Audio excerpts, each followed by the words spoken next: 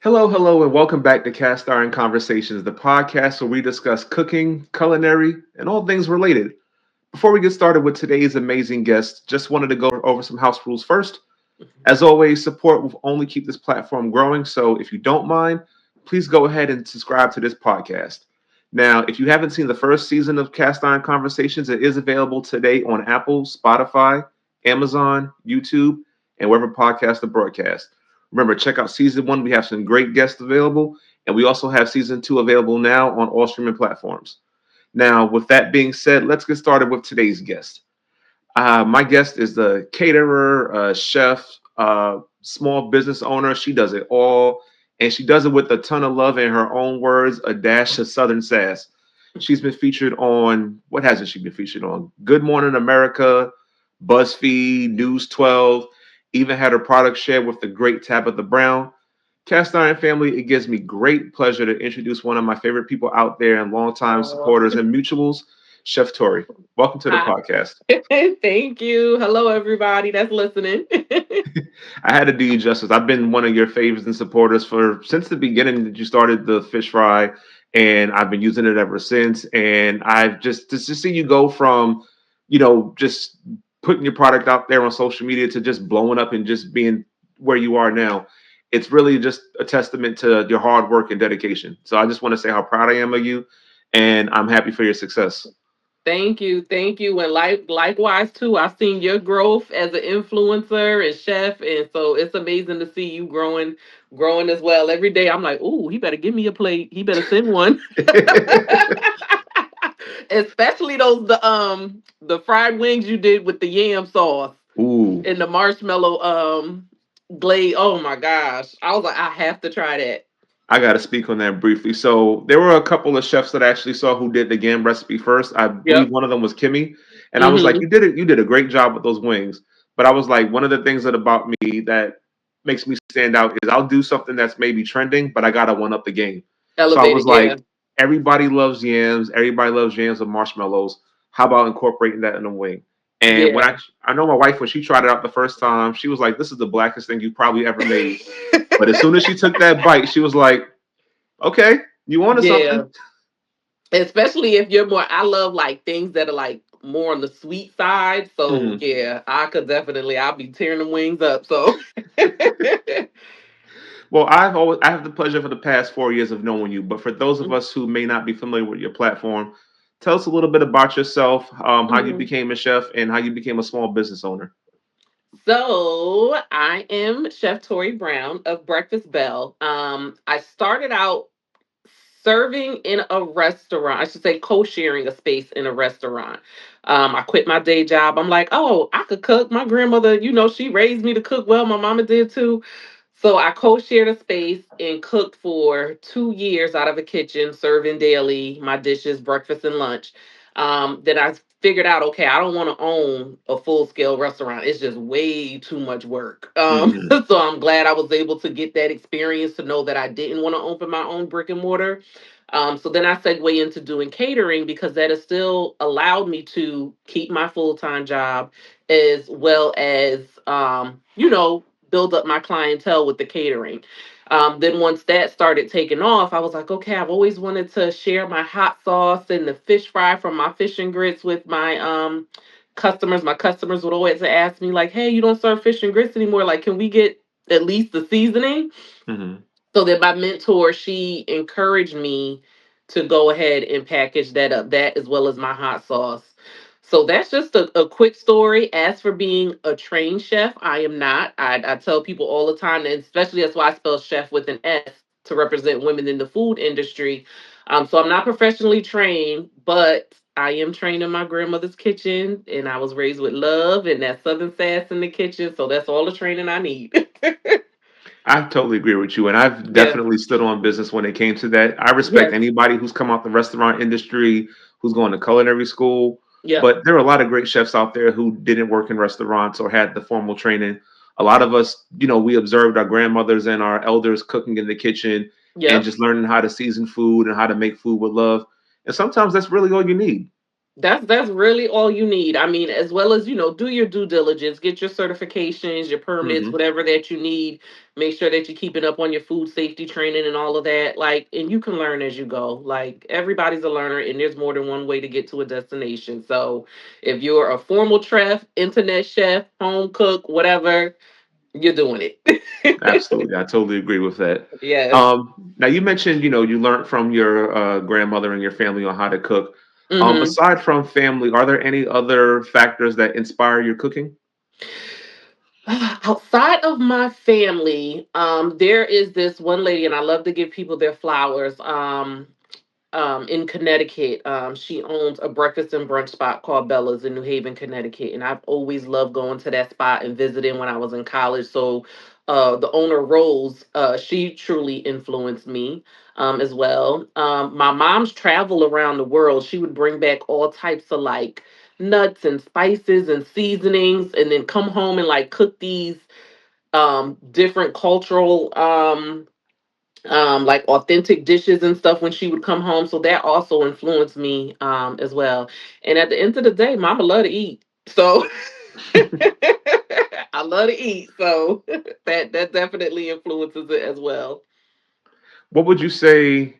And I always put people on the spot with this, so I Yeah. apologize. But what would you say It's would be your favorite food? If you could just narrow it down to one thing, what would it be? oh my gosh, my favorite food? It gets kind of Like tricky, I know. like a whole dish or like just one. Like, let's say desert island, you only can have one thing for the rest of your life. What would it be? Boy, you really put me on the spot with that one. Give me some stewed chicken. Stewed chicken. Yes. Hmm. Stewed chicken. Can't argue with that. Yes. Hmm. what Cool. would your what would yours be? Chicken wings. Chicken I wings, say that. I okay. say that with utmost confidence. I can go months and just eat only chicken wings. And just I know I was going back and forth between that, but I was like something about that stewed chicken is just I love it. Yeah. Yeah, stewed chicken is comforting. It'll definitely, give you the itis. It'll definitely fill you up. That's a great choice. Absolutely. So I've known you, as a chef, as a caterer, and a small business owner. You've had your Bama's fish fry, Hmm. uh, arguably the best fish fry out there. What really got you inspired to, say, hey, I'm in the restaurant business, making shrimp and grits, but I want to take this platform and I want to go international, or go national with it. Um, I would honestly say I was tired of corporate America. I really was tired of corporate America. Mm, I was just tired of feeling like, as an employee, like I was disposable at any time and just a number. hmm And that's mainly the reason why I had started the catering. But for the fish fry, I'm just like, why not? Like it happened during the pandemic when I had the hot sauce first. So I did the hot sauce first. I had that mm. before the pandemic. Then during the pandemic, I was like, you know what do I have to lose? Like, let me just go ahead and try it. You only live once.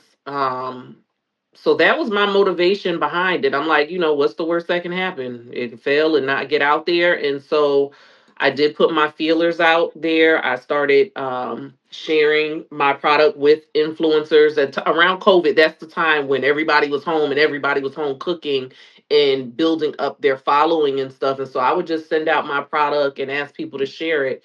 And so once people were like, not only did I cook with it, but I actually like it. Like that was the biggest thing to me. Like, don't share it if you don't like it. You can share it if you don't like it, but be honest with people. People really liked it, and that motivated me to keep going. Like, okay, I'm on to something. So that's my story. And side note, as someone who's actually used the product before, I will say the one thing I definitely like about it is, unlike most fish fries or seasonings, it's already seasoned. Like Yeah, when I get a fish fry from the store now, I have to add my additional, my garlic powder, paprika, just to yeah. get that spice level to where I like it. But you can just go in with your flour and your breakfast bell, and you're perfectly fine. Yeah, yeah, like it says on the here, it's already seasoned to perfection for you. All you have to do is just dip, fry, and enjoy. Like it comes out crispy and golden. A lot of people use like a heavy flour base. Hmm. My family being from the South, Cincy, South Carolina, like it was cornmeal, and maybe just a little drop of flour, and then you add your seasoning and your spices. But I love it too. So so thank you.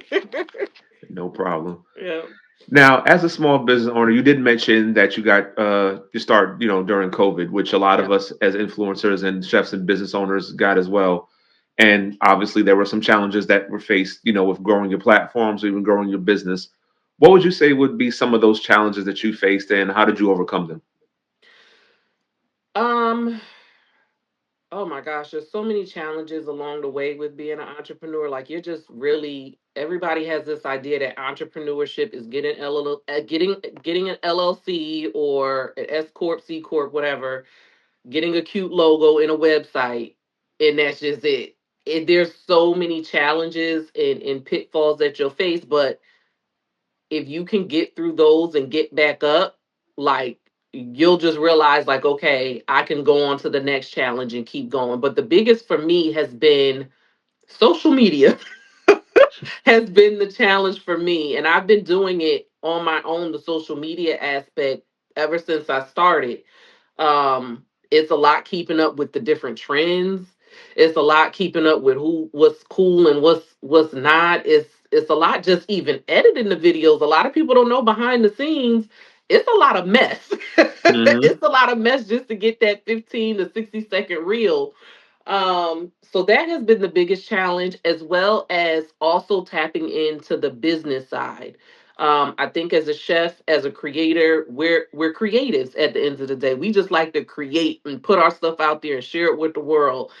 But when you have to get into taxes, business operations, hiring help, trying to figure out how to get to a co-packer, and just it's a lot that you have to learn. So that aspect of it I didn't like, but I had to lean into if I wanted to see my business grow. And I'm still doing that every day and learning. So while that's been a challenge, it's also been a learning experience for me, for sure. Now, is social media something that you're doing on your own? Meaning, like, for example, I edit my own videos, I promote my own videos, I, type out everything I needed to as far as the recipes, the captions, promote. Hmm. Are you doing your own editing? Do you outsource it to anybody? No, I've never outsourced. So outside of other, influencers that share and cook with the product, and we consider that a collaboration. Um, Hmm. outside of that, I do all my own stuff, all the editing, all the cap cut, all the oh, everything, So it's a lot, as you know for Yeah. sure. Yeah. Yeah, it does get kind of tiring at first.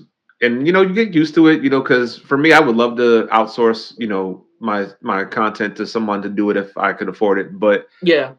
money is one of the things that becomes an issue. And then, at least for me, I know what my style of editing is and I know my vision for videos. That's Whereas if it. I I have was somebody else, I'm gonna kind of, I don't want to micromanage them because that's not the type of person that I am. But Yeah. when it comes to something that's, about my creativity, I don't think anyone would have the vision that I would. So that's why I feel more comfortable with, doing it all myself.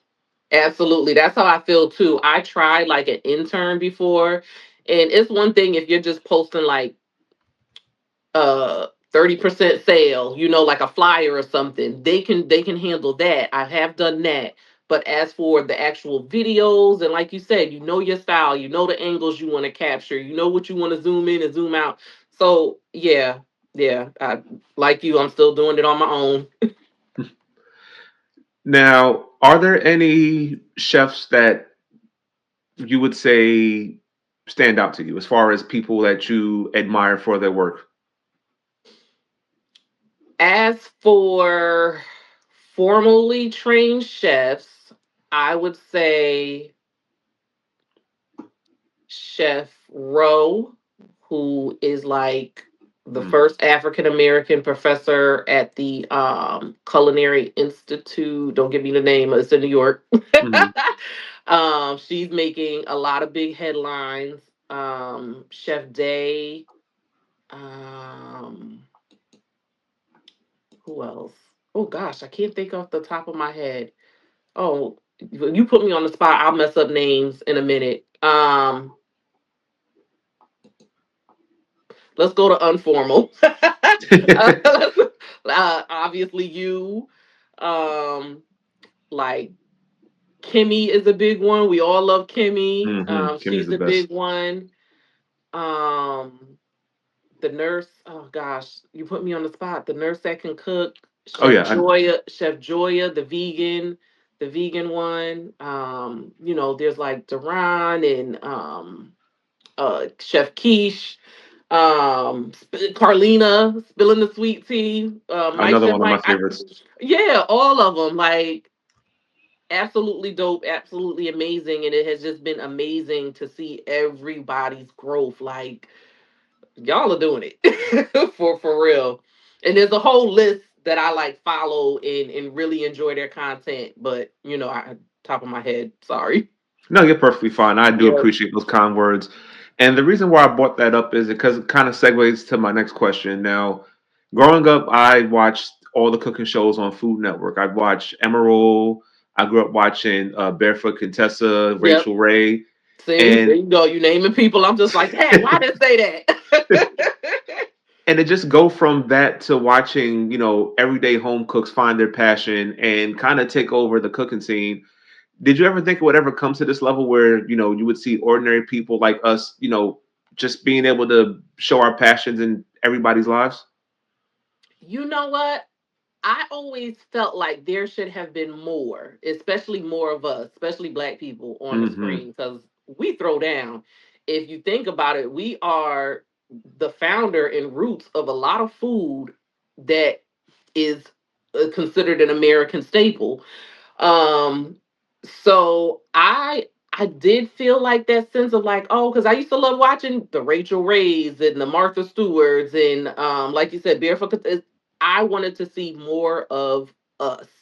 So to see it now and people actually owning their content, actually owning the direction that their businesses and stuff can go, I think it's amazing. And I would love to see more of it. I see like platforms like Netflix and Hulu also um getting in on like the home and the food content creators that are at home and putting that out there. I think it's amazing.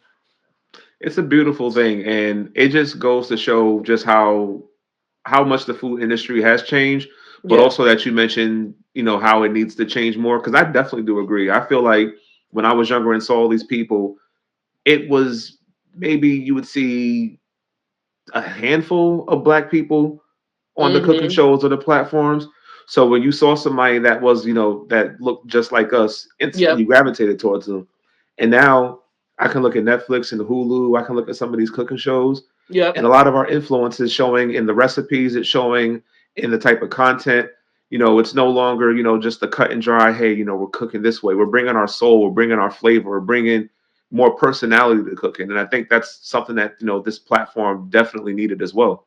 Yeah, absolutely. Absolutely. I mean, just the social media game and the whole influencer network overall. I feel like brands all over have been honing in on the average Joe Schmo using our product and promoting it. I mean, long gone are the days of like these big celebrity endorsements. While they're cool and they're great, like I'm more likely to buy from somebody that I'm more relatable to, because Mhm. I was okay, that's homegirl, she at home, like, why would she lie about it? I know she probably not getting paid like the big bucks to use it. I mean, people are getting paid now, but it just seems more authentic and more real when it's like your everyday person promoting a product or using it.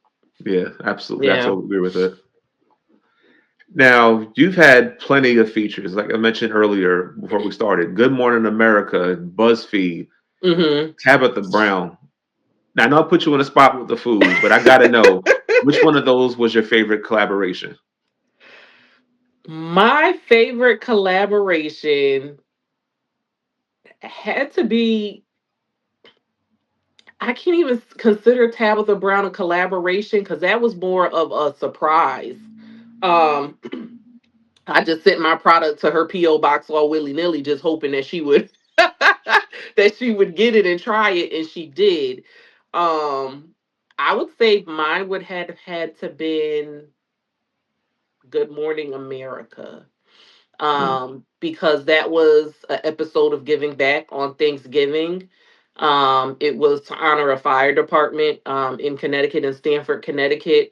And just for me to see the cool behind the scenes aspect of like the production and how everything is done, and to do it live, it was just awesome. It was just an amazing experience. So I would have to say that so far has been my best, my favorite. Now, was that a collaboration that you kind of knew ahead of time, or was that a surprise to you as well? That was one I had knew about ahead of time. Yeah, I was I still am a easy cater vendor, Hmm. and so they were looking for at the time people in the area that were caterers, and so they were like, "Oh, you got great reviews. You this, or would you be open to doing this?" And for a while, they only told me it was a live taping. They didn't tell me for who for a while until like the day before, and then when it happened, I was like, "Oh my goodness!" So yeah, it was an awesome experience. That's awesome to hear. Great to hear. I love hearing stories like that, especially. I can't imagine how you must have felt knowing that you only got to find out the day before that it was Good Morning America, one of I the know. biggest morning shows ever. Yes. I was like, "What?" Yeah. Yeah. Now, being a chef can be tough, physically and mentally at times. And then when you add content creation to that, that adds just a whole level of, mental stress. How do hmm you find a way to and also as a parent too, like how do you find a way to manage it all? It's not easy. I really feel like finding that balance is work, extra work you have to do. You have to set boundaries with people. Like I am so big on like after 5:30, don't call my phone. If it's business related, don't unless your name is Oprah or Beyonce, then we could talk. But I'm just very big on creating boundaries. I've taken a step back, especially since having my son last year, taking a step back and just honing in and leaning in on my family and trusting that God always supplies what I need, and just continuing to move on faith. It's definitely a lot. And you just gotta prioritize what's important to you. Some people are very hustle, hustle, hustle 24/7. Some people are like, look, don't bother me. I'm an in-betweener. So I have to create a schedule um that's conducive and right for me and my family. And I plan a lot of that around my children. Yeah, they Yeah. come first. So yeah. I don't plan I don't plan anything extra. I just try not to do too much. Yeah. Yeah, that definitely does make sense. I know for myself, I'm more of the hustle hustle kind of guy because I was born and raised in New York, so that was always Yeah. my mentality. And once I became a content creator, I had to manage being a content creator, being a parent, husband, and Yep. also I worked a full time job up until earlier this year, and I'm Yep. doing content creation full time. But you kind of have to set that boundary and kind of schedule yourself to discipline you. Like even working in corporate America, you would have people email you after a certain time, and you're like, nope, I can respond to that in the morning. I'm not going to respond to it now. You gotta do the same thing Absolutely. with you gotta do the same thing with content creation. You may get a brand that reaches out to you, after hours or someone sends you a message. You don't have to answer it right away. Yeah, You yep. choose when you want to respond to people and protect your peace that way.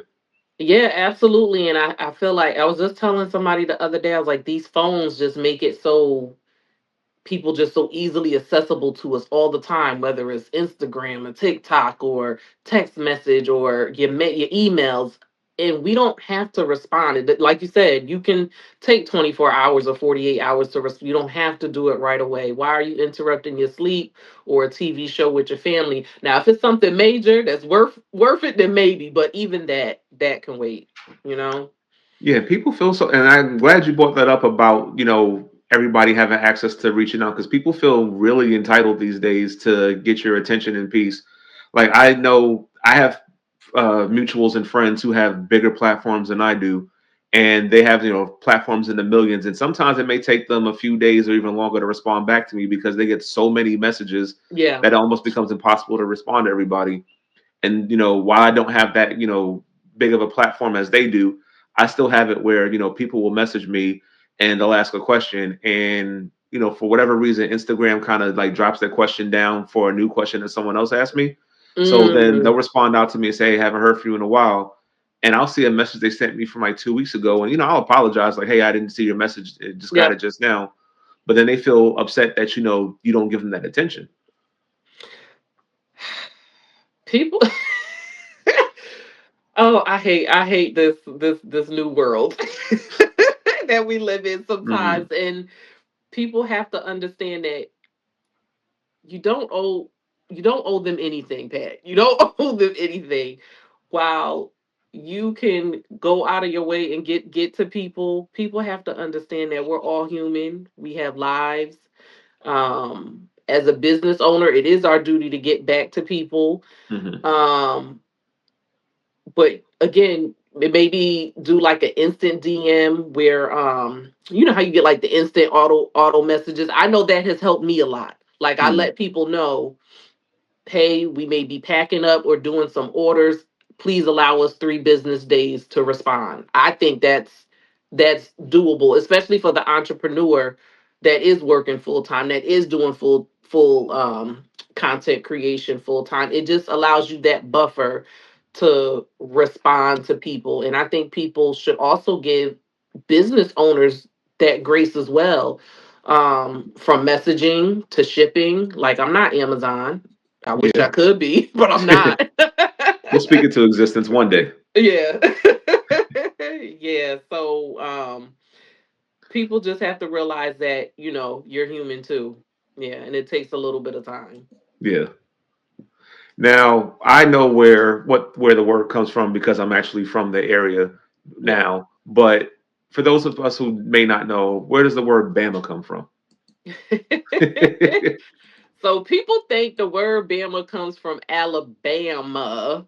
While that may be true, there's this connotation that Bama means like, it's almost like how we have turned the N word into Mhm. something positive, in our own sense. Now the other white people can't say it, but but so the word Bama has a negative connotation to it, like stupid, or you're not smart, or you're just country, like country bumpkin kind of stuff. So I tried to take that word and make it something fun, make it something positive. Mhm. Yeah, we Bama, and it's anything down from, I consider South Carolina that Mason Dixon line, but yeah, South Carolina and beyond, um, consider country folks Bama.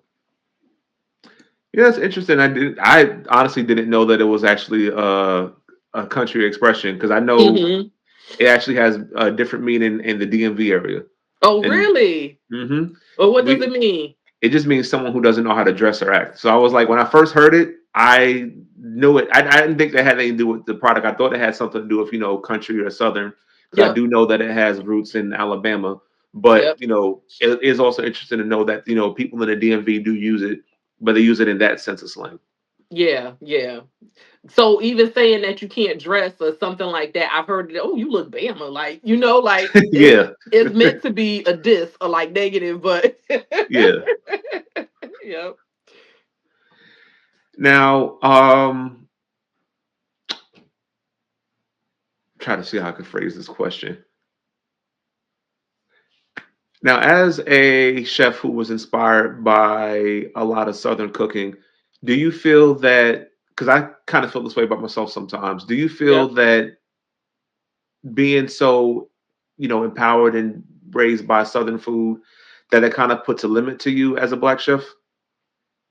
And the reason No, why I because asked, oh, sorry. hmm No, I was saying um the reason why I asked that is because as a chef, from my personal experience, I definitely love and I cook soul food, and it's something that I, grew up with. But there are a lot of people who've only seen me as a soul food chef. yeah. When I try to show respect to other cultures and cuisines, but Yep. I don't like the idea, that a lot of chefs get stereotyped as just soul food chefs. So I, just was Hmm. just curious about your thoughts. um I don't see it as a negative thing, as being considered a soul food chef. Like I said, a lot of food from especially fried chicken. I hate when people's like, "Oh, Korean fried chicken." Only do they know That. that the Mhm. history behind that of our black troops teaching them how to fry chicken. Um, so I don't consider it a negative because so much has come from it, especially in American cuisine, Mhm. even culturally. So no, I don't consider it a negative, but what I do consider a negative is when people aren't open to trying different things and at least trying their hand at a different cuisine. Like try Ethiopian food, try your hand at Italian food, try your hand at something else, just so you even learn how to play with different spices and herbs. And then you'll even find out that hey, you could take some of those spices and herbs and even elevate your soul food just a little bit more. Mhm. So while I don't think it's a negative at all, I very much consider it a positive. You can call me a soul food chef all day. I'll take it and honor it. But also learn and grow too. I love that perspective, and that actually opened my eyes. And it's actually, it's true. We A lot of our recipes have influenced, other cultures, and Yes. like even when you mentioned fried chicken, that is something that I actually knew, we kind of created and we kind of put it on the map. I do remember. I'm trying to remember what show it was actually, but there was a chef who tried to explain to a group of other chefs about the history of fried chicken, coming from Korea, and I believe it was Alton Brown who had to educate them that black troops actually taught the Koreans how to fry chicken. Mm-hmm. Yep. But that also brings another point that I wanted to kind of address as well, and kind of ask your opinion on too. Yep. There are a lot of recipes that we, as African Americans, have made that were passed down from generations in our families, and I see it all the time. There's recipes out there that we create in their original recipes, and even other cultures create those recipes. But as time goes on, those recipes kind of get changed a bit, and they get tweaked to people saying, "Oh, this is my spin on it." But then the problem with the spin is that that ends up becoming the new normal for that recipe. So just to kind of give an example of what I'm talking about, there Mm-hmm. was a trend that came out a couple of years ago, and it was a group of white female women influencers who created this thing they called spa water.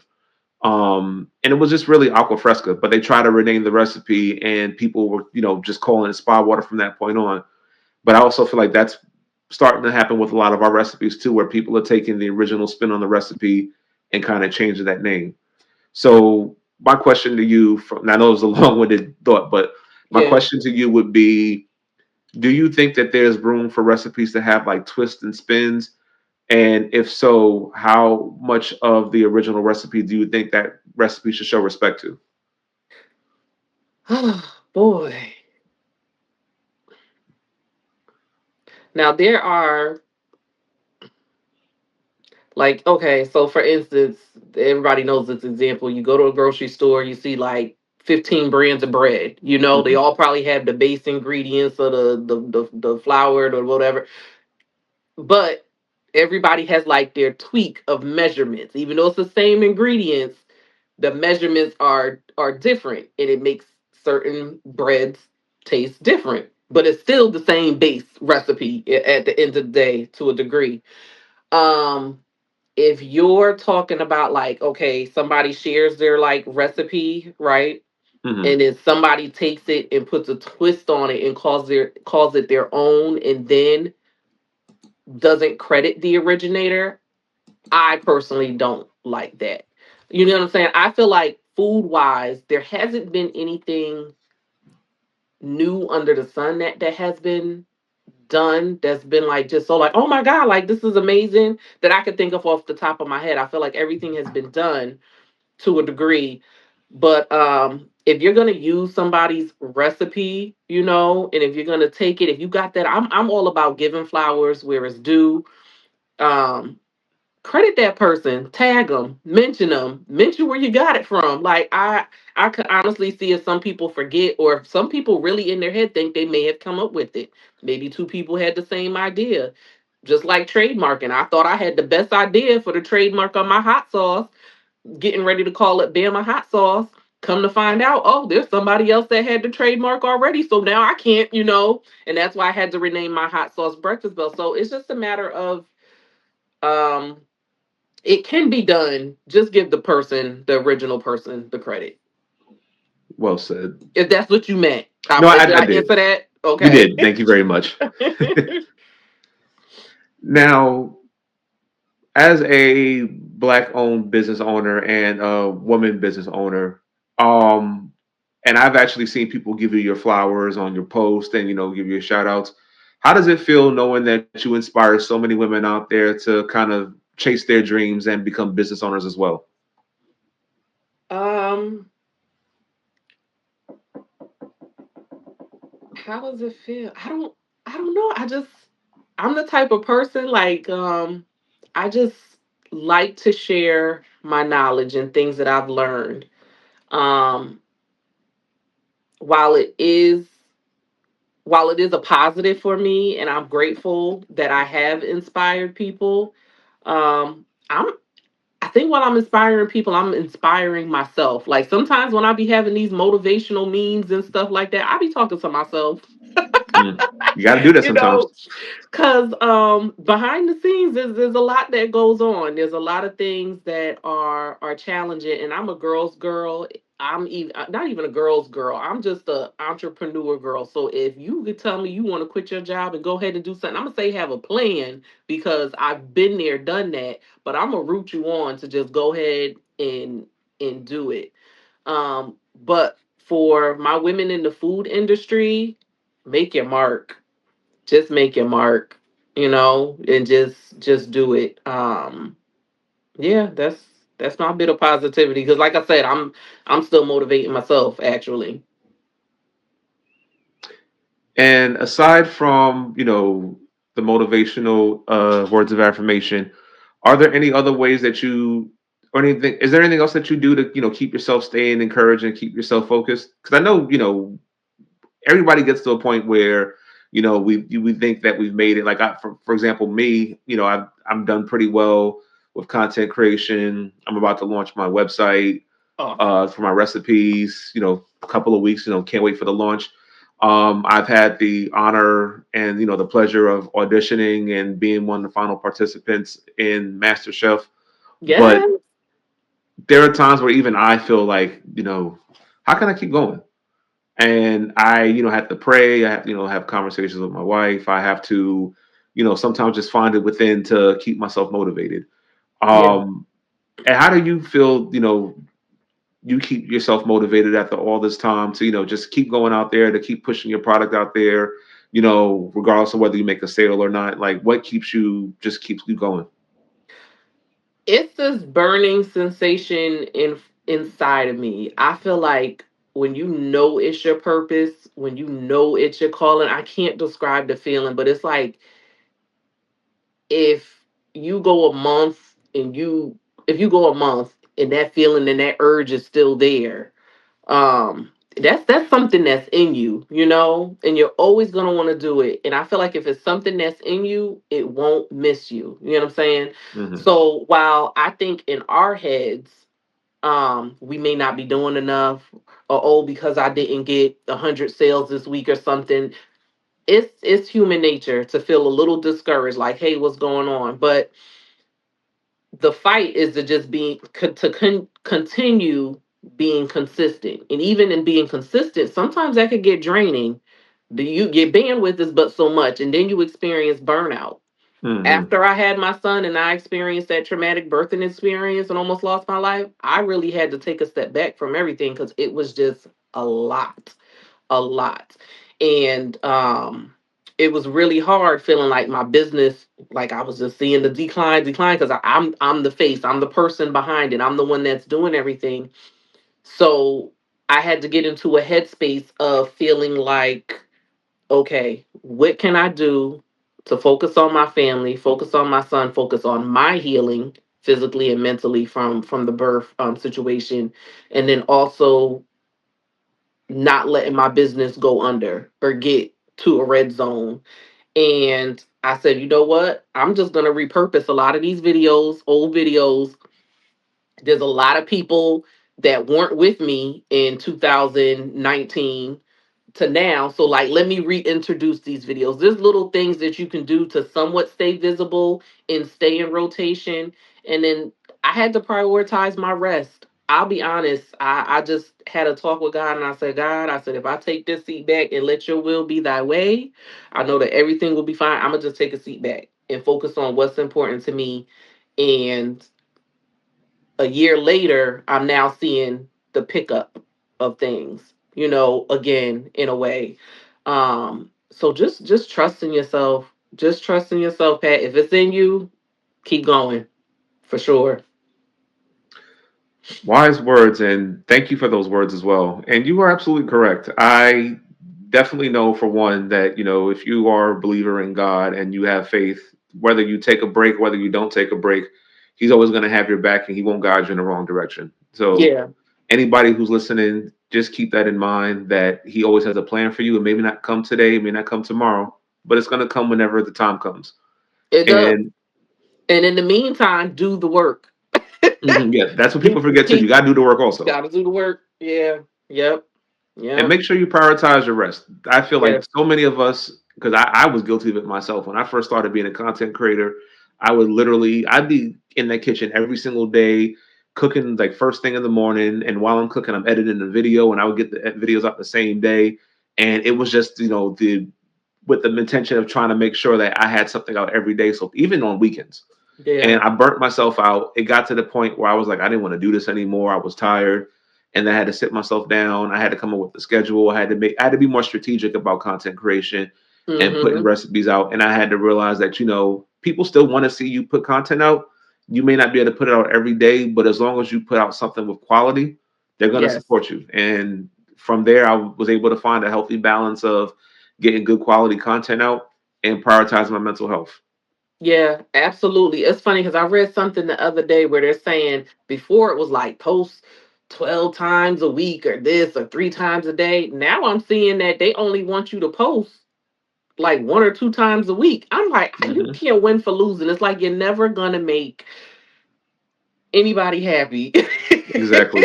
Especially these people that run the social media stuff behind the scenes. It's a lot. And then I also think a lot of times too, like if there wasn't social media, like how would my business thrive?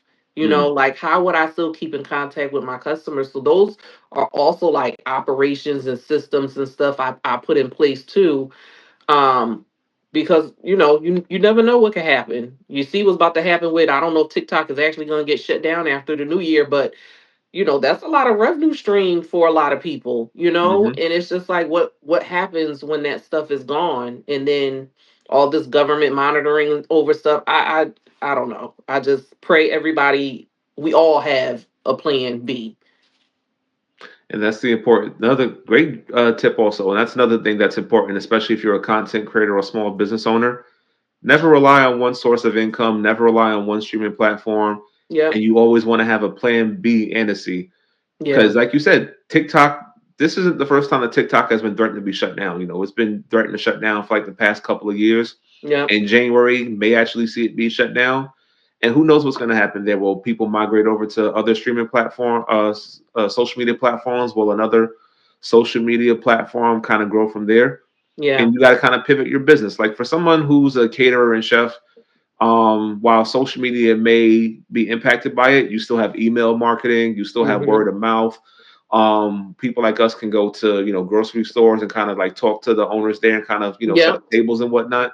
But then there's people who have completely digital platforms where they sell digital products and they rely on TikTok. So it's all about kind of navigating and pivoting when things like this happen, and kind of thinking of other ways to grow your business. So if plan A doesn't work out, you still have B, C, and so on. Yeah, yeah, because I really feel like I'm not the most political person, but I feel like this new administration is going to try to really separate the haves and the have-nots. Hmm. And I feel like they're seeing the average Joe Schmo making all this money from these, TikTok sales, Instagram this, and I feel like they're trying to like almost put us back in a box or put us back in the office or put us back in on the plantation, as you could say. Yeah. um I really feel like that's what they're trying to do, but that's another podcast topic. Yeah, that's another podcast topic that we could definitely have, and I don't mind having that conversation because I, Yeah. for one, while I would love to, obviously I enjoy the benefits of having the money from corporate America. I Yep. want to work for myself because I'm like you. I not to say that I can't be managed, but I don't like people telling me what to do, and they're the ones benefiting from my hard work. You know Yeah. what I mean? Like I worked in corporate jobs where I knew more than the managers did. I did more work than the managers did. I ran meetings, I organized events, I came up with projects with presentations for people who were making three times my salary. Yeah. And then when you try to get that kind of, salary or get that kind of, exposure for yourself, they try to hold you back because, like you said, not to get political, but I feel like as black people, even with this whole country, we put a lot of work to do things, and nobody really understands that we're the backbone. So Yeah. when you talk about corporate America, it's the same mentality.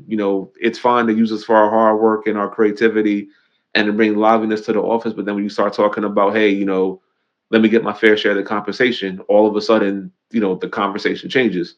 But with my Yeah. own business, I ain't got to worry about that. I'm my own boss. I can control what time I want to post the video. I control what time I want to get started with work. And I'm the happiest I've ever been. Yeah. Yeah. And I feel like that's what they're seeing, and that's why they're trying to pull back these other avenues and roles that people are going. And to your point, we've all worked full time while having other, hustle. I hate to say hustles because your business is your business. It's not no side gig. That is your business. However you making money on other avenues of money, that is your business. Um, but I do want to say that there is nothing wrong with having a job Hmm. while also having a business as well. Now, some employers may not like it because they might be figured, okay, you doing other stuff while you're on the clock. But if you need to work that job for the benefits, for the money that's coming in to pay your bills, nobody else pays your bills. So I want people to never feel like they need to be ashamed because, oh, I have a job. Like I said, pushing this entrepreneurship stuff is great. It may generate wealth for people, but there's a lot of hard work that goes into it, and I understand why people rather just collect a check and work for somebody else. Both are great, you know what I'm saying? But if you have an idea and you want to start a business, go ahead and do that too. I tell people you can work and you can have your business at the same time, or once you get to a point where you feel like your business is making enough for you to leave, Hmm. go ahead and do that too. So yeah, I never want anybody to feel bad for working a job. You know, Yeah. Well said. Great words yeah. of wisdom. Because think about it, if when you have a for it, somebody has to be the employee. You know, Hmm. so it's like Yeah. even when you have your own business, you gonna have to hire an employee. Does that make them a bad person because they had to get a job? No. So we all wash each other's hands in a way. It's just these big corporations that don't treat employees well that I'm not with. Yeah. Yeah. And like you said, that's a conversation for a whole other podcast, but Yeah. it's going to happen eventually because I have so much to talk about corporate America. Yes, yes, me too. Before we wrap up, Chef, just wanted to ask if you had any words of encouragement for anybody who's watching this, who may want to, be a chef one day, or maybe they want to start their own small business. It sounds so cliche, but just do it. Just do it. I always say if it's in you to just go ahead and put it out there. Whether you have a high tech camera, whether you have your iPhone. I use my iPhone all the time in a Hmm. in a rinky dinky ring light when I record. Like, just start it. If you want to go to culinary school, fill out the application. Like, what are you waiting for? I hate when people play like we get to live twice on this earth. We really don't. You only have this one time in life. So if it's something you want to do, go ahead and do it. What's the worst that can happen? Well said. Absolutely. And so true. Like she said, if you want to get something done, you got to get it started. There's going to be so many opportunities where you're like, oh, I could have done this. I should have did that. But coulda, shoulda, wouldas are just things that you think about. Get Yeah. started, try it out. You don't need the best camera. A lot of us started that way. I didn't start out with the best camera. I didn't start out with any ring light. I just recorded with my phone and the little dim light that I had in my kitchen. But Mm-hmm. people gravitate towards your personality and they gravitate towards you as a creator, and all the other stuff will come. But you got to get started. Oh my God, that's a gem right there. It's about who the person behind the camera. You are that's another big one I've learned in business.